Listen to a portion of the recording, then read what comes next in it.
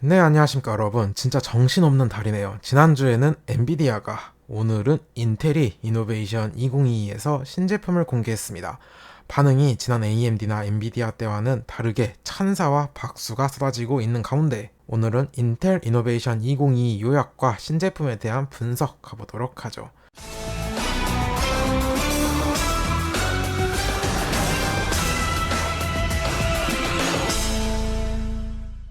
이번 인텔 이노베이션 2022에서 여러 신제품이 공개되었는데요. 일반 소비자가 주목해볼 만한 제품은 크게 두 개였습니다. 우선 먼저 공개된 아크 A770 그래픽카드입니다. 성능에 관한 별다른 내용은 공개되지 않았고 가격하고 출시 날짜 정도 나왔습니다. 가격은 $329로 RTX 3060 Ti 정도를 포지션으로 잡는 것 같습니다. 실제 관련된 내용을 설명할 때도 60 라인업을 타겟으로 보더라고요. 출시는 10월 12일입니다. 생각보다 며칠 남지 않았네요. 과연 국내에도 들어올지 모르겠습니다. 인텔 아크 그래픽카드 관련 소식은 국내에서 거의 나오지 않고 있기 때문이죠. 같이 보여준 기술이 인텔판 DLSS, XeSS였습니다. 일단 굉장히 빠른 시일 내에 슈퍼 샘플링 기술을 보여줬다는 점이 고무적입니다. 당장 하드웨어적으로 부족한 부분을 소프트웨어적인 것으로 많이 따라가 보려는 시도로 보이네요. 그리고 공개된 것이 우리가 기다리던 그 제품 인텔 13세대 랩터 레이크입니다. 역시 예상대로 CPU 오버클럭이 가능한 K 라인업만 나왔습니다. 대부분 루머랑 비슷했는데 다른 것이 가격이었습니다. 보통 출시 직전에 나오는 루머는 거의 9할 맞거든요. 근데 이번에 가격에 대한 루머는 보기 좋게 다 틀렸습니다. 최대 140불까지 인상할 수도 있다. 심지어 공개 바로 직전에 나온 루머에서도 13900K 기준 거의 $100 정도 인상된다는 내용이 나왔는데요. 아니었어요. 가격은 동결입니다.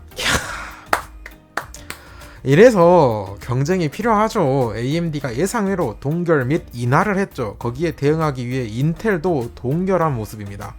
예상 국내 판매 가격은 영상 후반부에 정리하도록 하겠습니다. 간단하게 스펙 체크하죠. 13900K는 가장 변화가 큽니다. 기존 12900K가 8개의 P코어와 8개의 E코어 조합이었는데 이번에 E코어가 2배로 늘어서 8 플러스 16코어, 16 플러스 16 스레드입니다. 그에 따라 L3 캐시도 소폭 늘었고 인상적인 점이 클럭이에요. 터보 클럭이 무려 5.8입니다. 12900K보다 0.6이 증가했어요. 와, AMD가 클럭으로 한번 보여주니까 인텔도 똑같이 클럭으로 맞대응하네요. 이 만약 KS 버전이 나오면 진짜 6기가 볼 수 있나?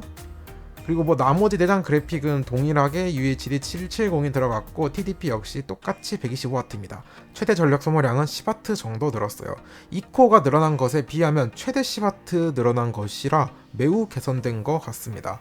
그리고 13700K랑 13600K도 2코어가 늘어났고 클럭이 상승했습니다. 그리고 내장 그래픽을 비롯한 나머지 스펙은 같거나 거의 비슷합니다. 스펙시트 상에서 볼 수 있는 특징은 2코어가 늘어났다. 이건 아마 멀티 성능 및 작업 성능을 끌어올리려는 목적이겠고 클럭이 매우 늘어난 것이 과연 게임에서 얼마나 유의미하게 적용될지 궁금합니다. 인텔 발표로는 단일 스레드 성능이 최대 15%, 다중 스레드 성능이 최대 41%까지 향상된다고 합니다. 다중 스레드야 코어 수가 늘어난 영향이 있으니까 당연한 것이고 단일 스레드 15% 향상은 굉장히 인상적이네요. 왜냐? 이게 1년 만에 그리고 같은 공정에서 나온 발전이기 때문입니다. 아마 단일 15%면 게임에서 그동안의 데이터를 봤을 때 대략 평균 3에서 5% 정도의 향상이 있지 않을까 싶어요.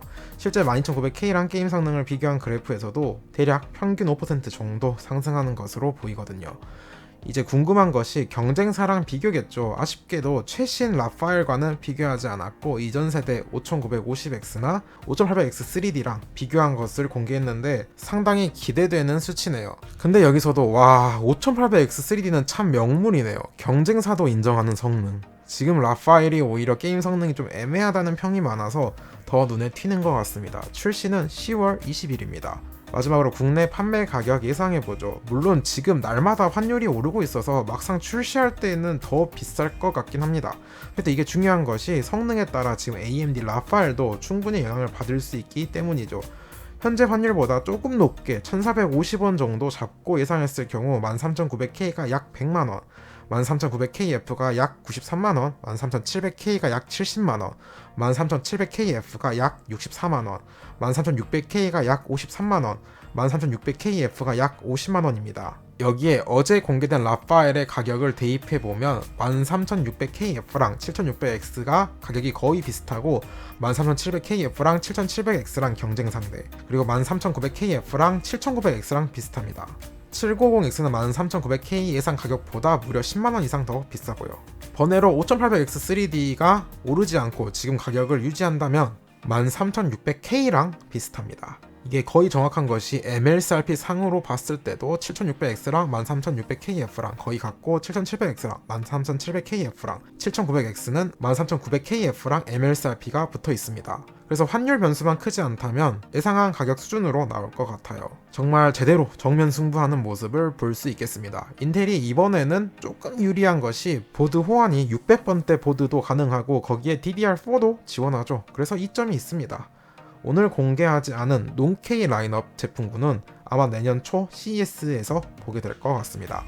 루머상으로는 13900KS도 내년 초에 나올 수 있다고 하니 또 저쪽은 라파엘 3D V 캐시 버전이 비슷한 시기에 나온다고 하죠. 아주 양사가 진짜 치열하게 맞붙고 있습니다. 매우 보기 좋습니다. 진짜 이번에 인텔이 칼을 갈고 나왔어요. 와, 인텔이 가격으로 공격을 한다고? 가십거리로 심지어 최근 엔비디아는 GTC 2022 후 바로 주가 폭사. 어제 AMD가 라파엘 출시 후 주가가 내려앉았는데 유일하게 인텔이 공개 후에 바로 소폭 반등했어요. 그만큼 뭐다? 기대가 된다. 자, 오늘 영상도 도움이 되면 구독과 좋아요 눌러주시고 우린 또 다음 영상에서 만나도록 하죠.